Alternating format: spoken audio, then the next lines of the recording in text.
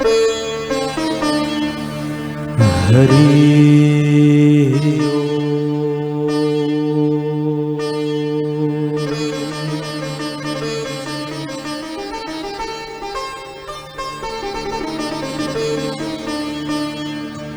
हरि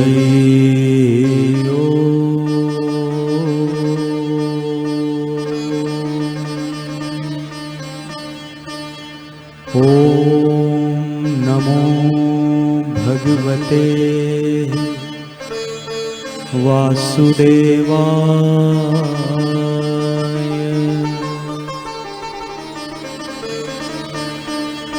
ओम नमो भगवते वासुदेवाय।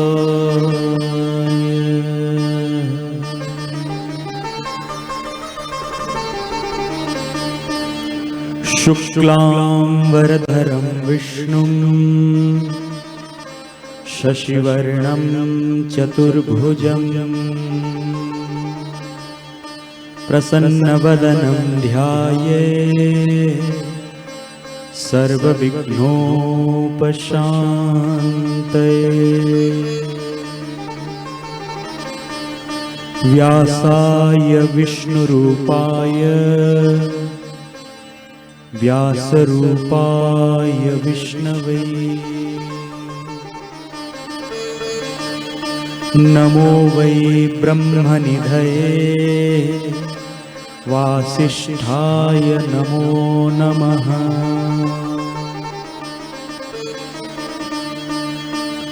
शान्ताकारं भुजगशयनं पद्मनाभं सुरेशं विश्वाधारं गगनसदृशं मेघवर्णं शुभांगं लक्ष्मीकान्तं कमलनयनं योगिविध्यानगम्यं वन्दे विष्णुं भवभयहरं सर्वलोकैकनाथम्।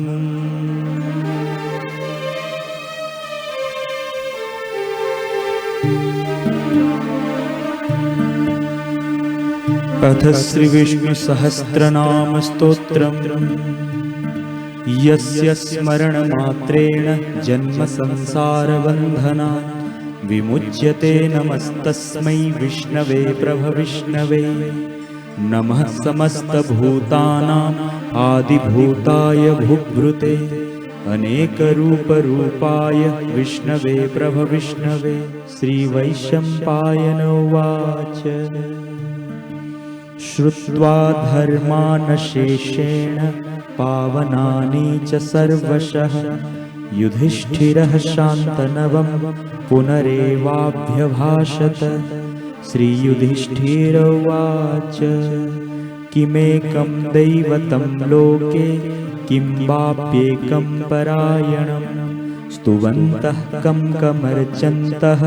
प्राप्नुर्युमानवः शुभम्। को धर्मः सर्वधर्माणां भवतः परमो मतः किं जपन्मुच्यते जन्तुर्जन्म संसारबन्धनात्।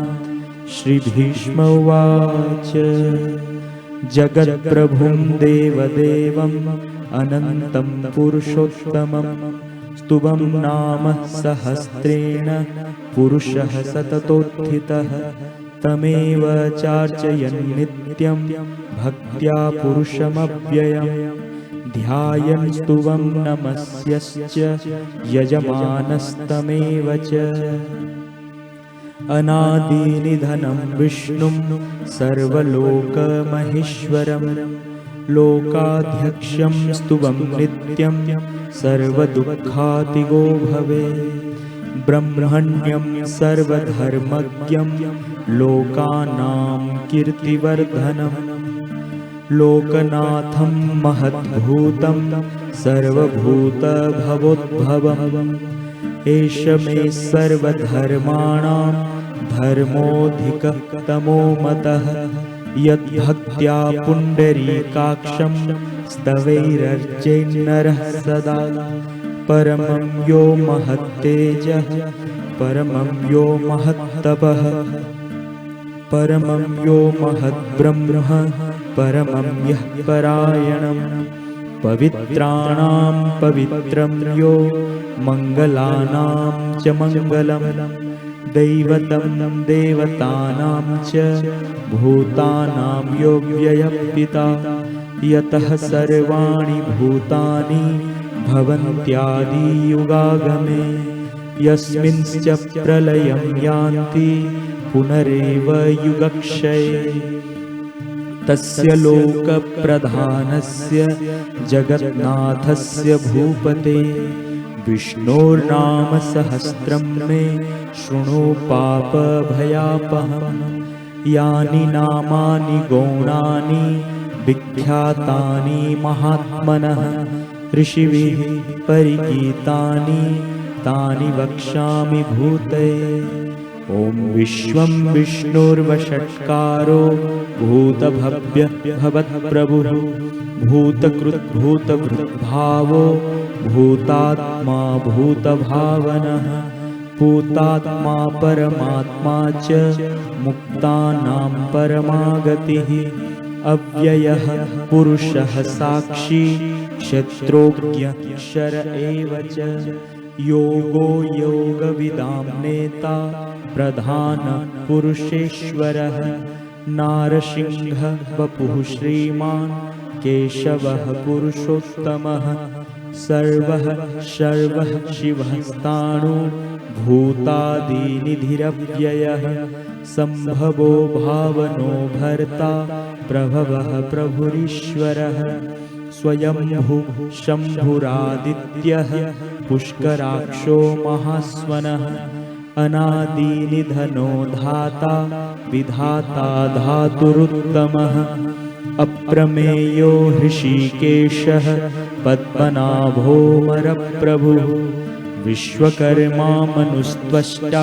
स्थविष्ठस्थविरोध्रुवः अग्राह्यः शाश्वतः कृष्णो लोहिताक्षः प्रतर्दनः प्रभूतस्त्रीककुधाम पवित्रं मङ्गलं परम् ईशानः प्राणदः प्राणो ज्येष्ठः श्रेष्ठः प्रजापतिः हिरण्यगर्भो भूगर्भो माधवो मधुसूदनः ईश्वरो विक्रमी धन्वी मेधावी विक्रमः क्रमः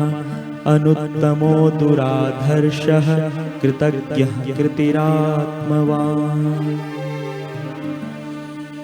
सुरेशः शरणं शर्म विश्वरेतः प्रजाभवः अहः संवत्सरो व्यालः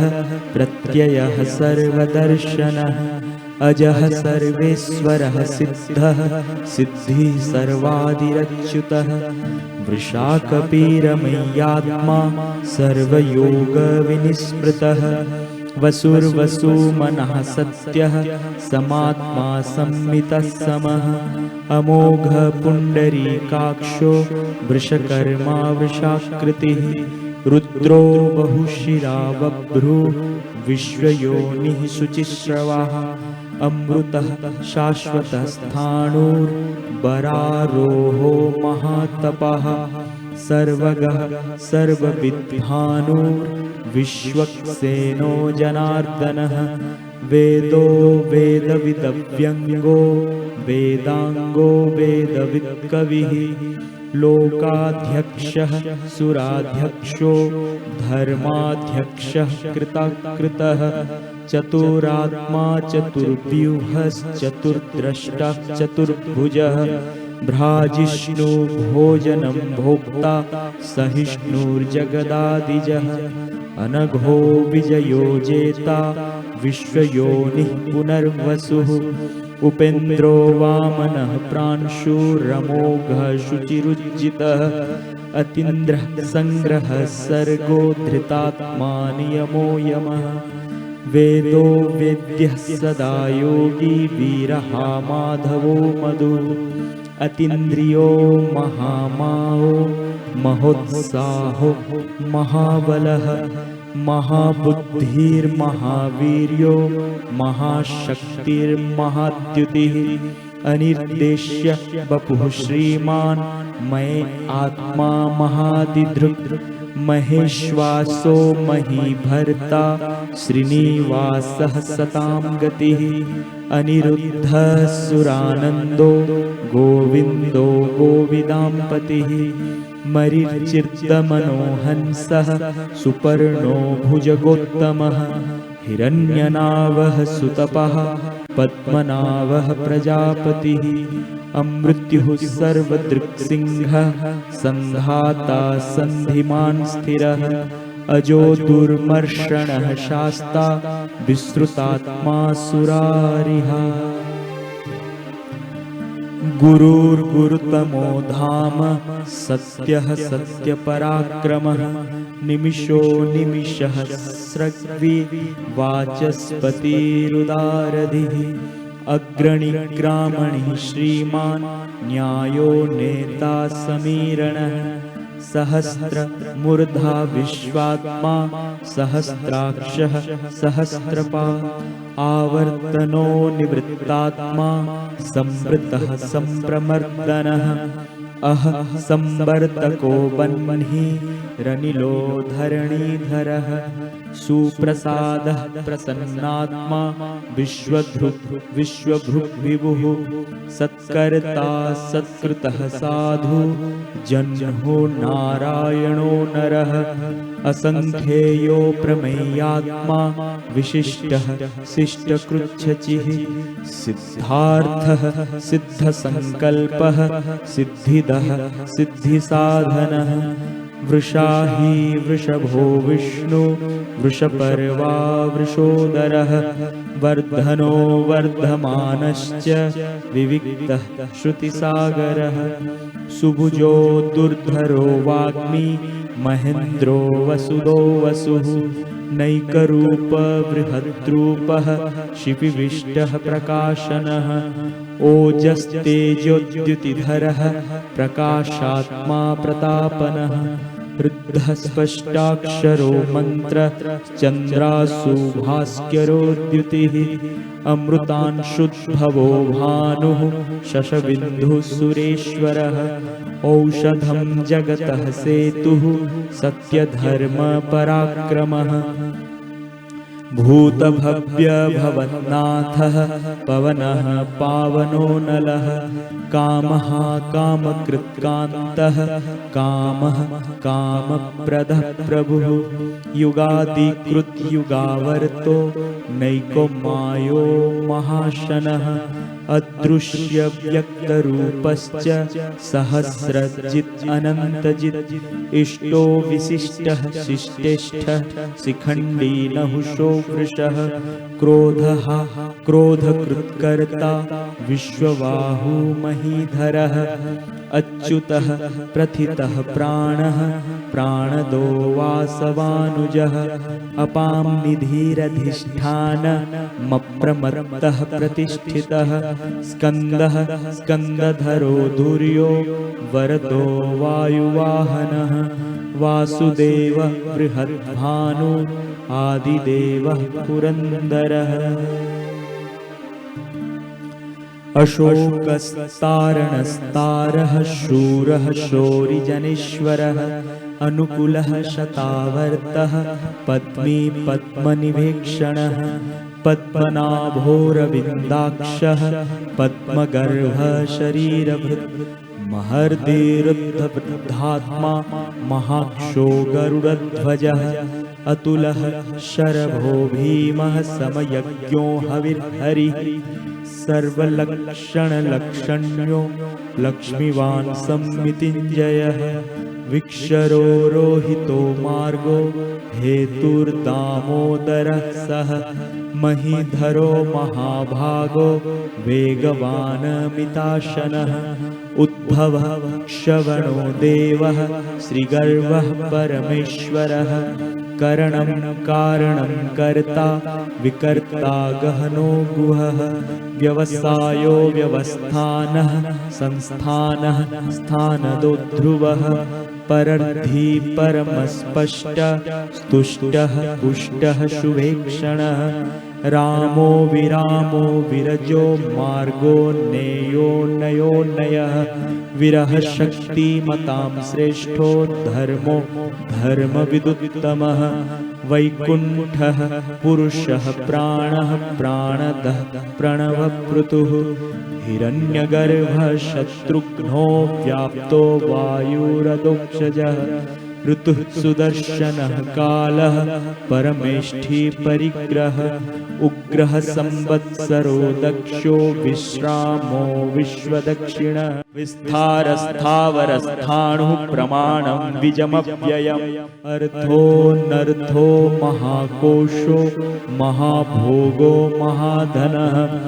अनिर्विण्णः स्तविष्ठो भूः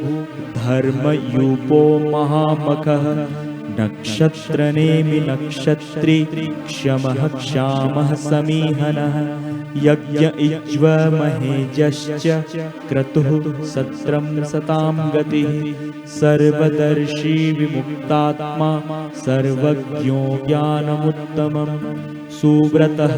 सुमुखः सूक्ष्मः सुघोषः सुखदः सुहृत् मनोहरो जितक्रोधो वीरबाहुर्विदारणः स्वापनः श्वावशो व्यापी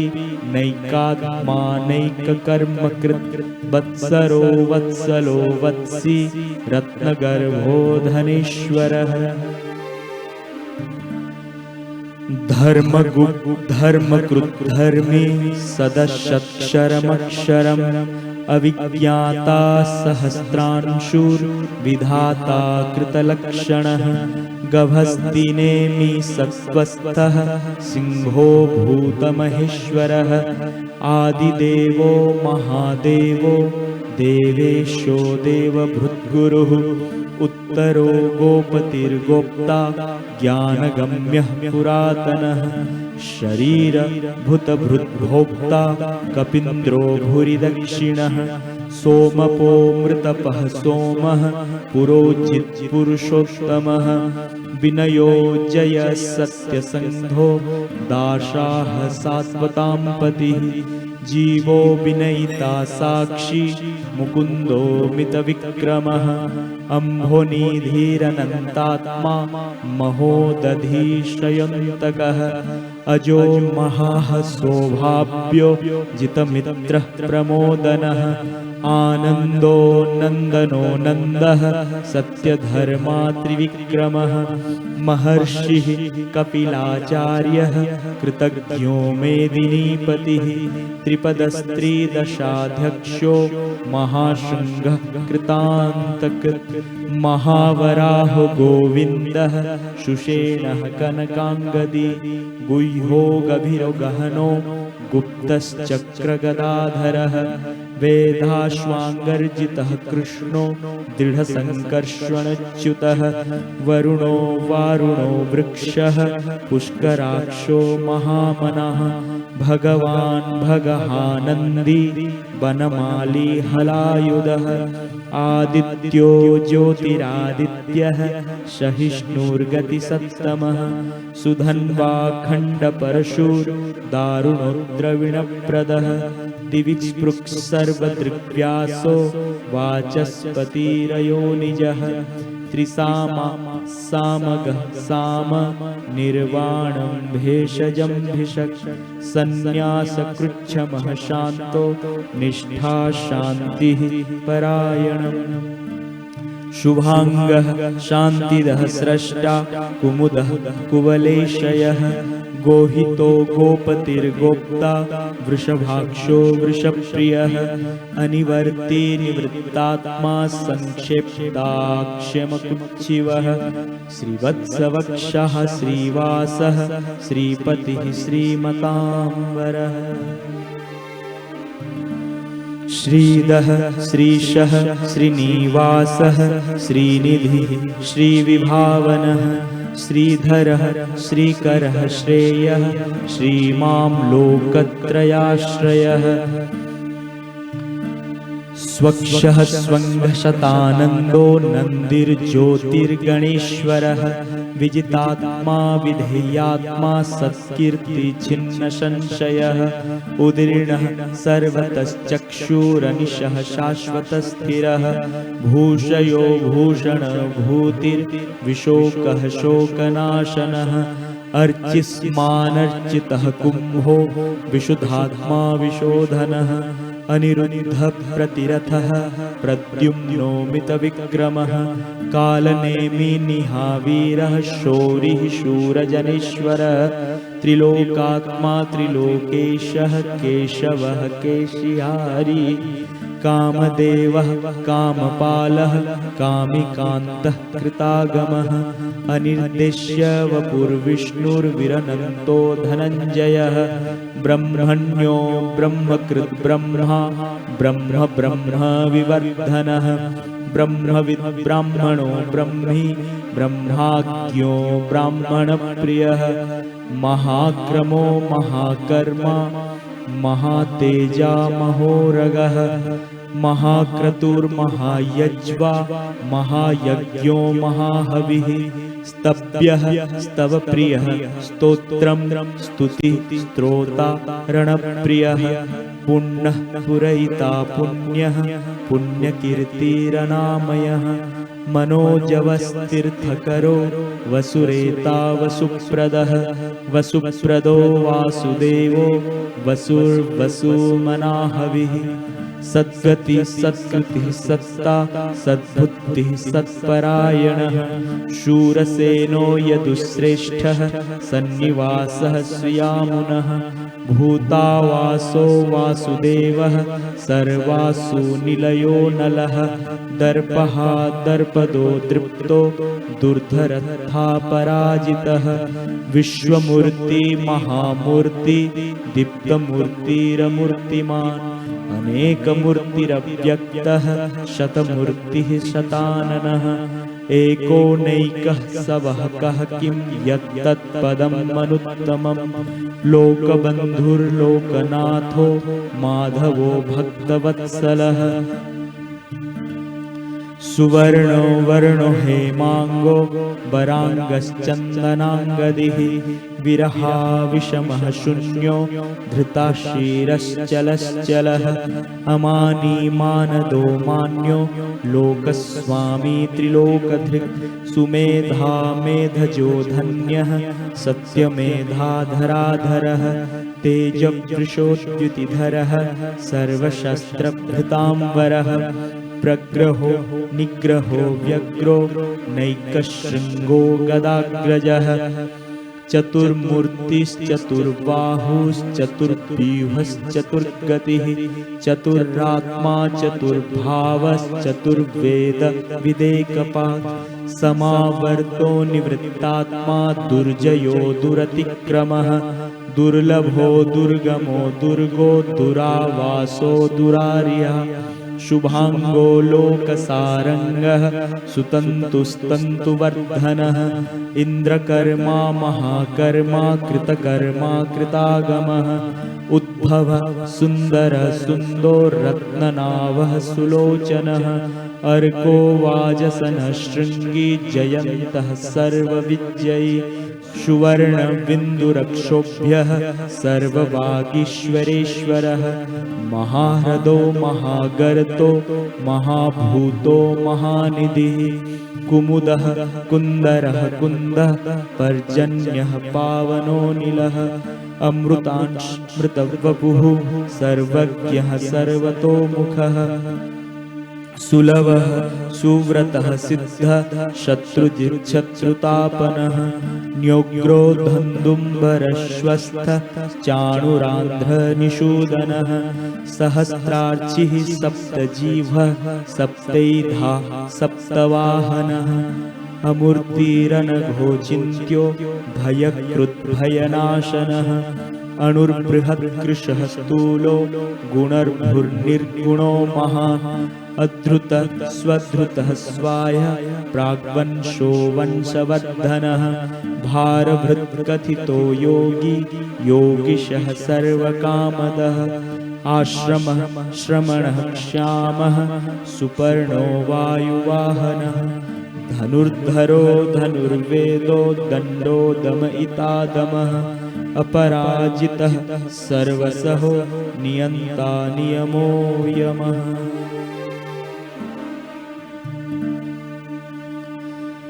सत्त्ववान् सात्विकः सत्यः सत्यधर्मपरायणः अभिप्रायः प्रियार्होर्हः प्रियकृत्प्रीतिवर्धनः विहाय सद्गतिर्ज्योतिः सुरुचिद्भुतभुग्विभुः रविर्विरोचनः सूर्यः सवितारविलोचनः अनन्तो भूतभोक्ता सुखदो नैकजोऽग्रजः अनिर्विण्णः सदामर्षि लोकाधिष्ठानमद्भुतः सनातनः तमः कपिलः कपिरप्ययः स्वस्तिदः स्वस्तिकृत् स्वस्ति स्वस्तिभृक् स्वस्ति दक्षिणः अरौद्रः कुण्डली चक्री विक्रमोपर्जितशासनः शब्दातिगः शब्दसः शिशिरः सर्वरीकरः अक्रूरः पेशलो दक्षो दक्षिणः क्षमिणाम्बरः विदुत्तमो वितभयः पुण्यश्रवणकीर्तनः उत्तारणो दुष्कृतिः पुण्यो दुःस्वप्ननाशनः विरहारक्षणः सन्तो जीवनः पर्यवस्थितः अनन्तो रूपनन्तश्रीजितमन्युभयापः चतुरस्रो गभीरात्मा विदिशो व्यादिशो दिशः अनादि भूर्भुवो लक्ष्मी सुवीरो रुचिराङ्गदः जननो जनजन्मादिर्भीमो भीमपराक्रमः आधारनिलयो धाता पुष्पहासः प्रजागरः ऊर्ध्वगः सत्प्रथाचारः प्राणदः प्रणवपणः प्रमाणं प्राणनिलयः प्राणभृत् प्राणजीवनः तत्त्वं तत्त्वविदेकात्मा जन्म मृत्युजरातिगः भूर्भुवस्वस्तरुस्तारः सविता प्रपितामहः यज्ञो यज्ञपतिर्यज्वा यज्ञाङ्गो यज्ञवाहनः यज्ञभृत् यज्ञकृत् यज्ञी यज्ञभृत् यज्ञसाधनः यज्ञान्तकृत् यज्ञगूह्यं मन्नमन्नाद एव च आत्मयोनिः स्वयं जातो वैखानः सामगायनः देवकी नन्दनः स्रष्टा क्षितीशः पापनाशनः शङ्खभृन्नन्दकी चक्री सार्ङ्गधन्वा गदाधरः रथाङ्गपाणिरक्षभ्यो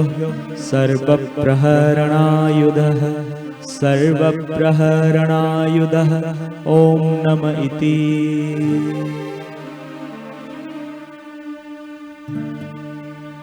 इतीदं कीर्तनीयस्य केशवस्य महात्मनः